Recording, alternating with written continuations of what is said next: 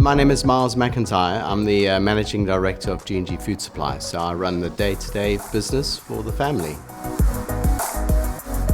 The process starts very early on with sourcing of ingredients. We source from high-quality suppliers. Once the powders arrive at G&G, they get past quality control and then they go into mixing. The mixer starts blending all the ingredients together, weighing it out individually, making sure that the correct quantities are there. The ingredients then get sieved and gets stored, ready for encapsulation.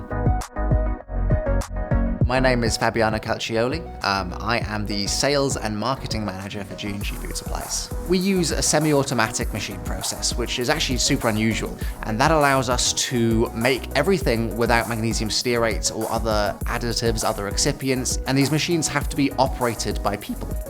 And these are people who have worked here often for like 5, 10, 15 years, because the level of expertise required to operate one of these machines is quite significantly higher than what is normally required of someone manufacturing vitamin capsules. So these guys stand there at the machine all day making these things completely by hand. They're proper like artisan craftsmen as far as that can exist for vitamin capsules. We feel that that produces the cleanest possible results. Once the capsules have been encapsulated, they can be quite dusty, so they need to be polished. It goes through a metal detector. They then go to the Swift Pack, and the Swift Pack basically fills all of the capsules into the tub. Does it very quickly, efficiently, to the right exact quantity. And once the tub is filled, they then gets labeled and sealed and then goes out to the packing area.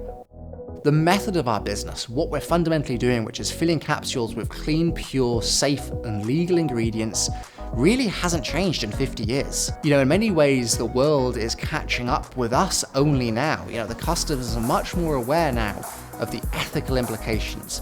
Where did the ingredients come from? Were these ethically sourced?